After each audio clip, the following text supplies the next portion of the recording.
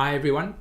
I'm so often reminded of Abraham, the father of faith. Jesus referred, in fact, to him being the father of faith. And yet Abraham's life was, well, not exactly perfect. If you read about him, you'll see that there were many mistakes, many things he did that were not good and not right.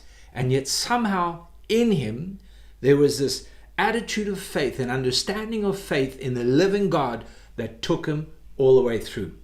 In fact, in Hebrews chapter 11, it speaks of Abram and says he waited for the city which has foundations, whose builder and maker is God. That's incredible, because he's not referring to the city of Jerusalem we read of in the Old Testament. He's talking about the heavenly city that is yet to come.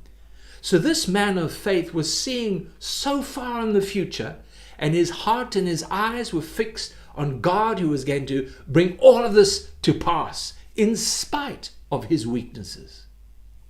That's real faith. That's what I want to talk about this morning. Faith that sees the end result and accepts what God wants to do and needs to do in our hearts and in our lives along the way. Because God will use every situation. You may fall today. You may make a wrong choice, a wrong decision today.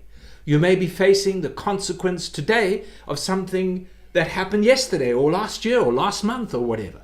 But faith in your heart will take you through. Faith will keep you in the hands of God.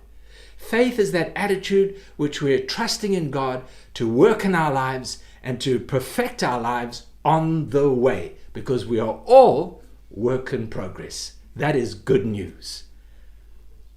Hebrews chapter 12 reminds us, encourages us to look unto Jesus, who is the author and the finisher of our faith.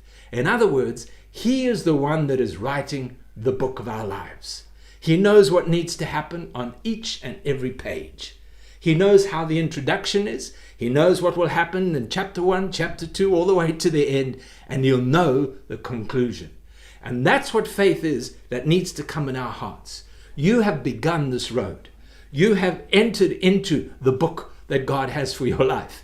Now faith enables you to see the end, that you and I, we will be conformed to the image of Christ. You and I, we will take our place in that heavenly Jerusalem. We will be in the city that Abraham saw.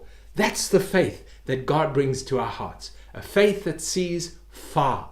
A faith that's not looking at the situations of life and being overwhelmed by the negatives and the positives, but a faith that sees that God has begun and God will complete. That's real faith. God bless you.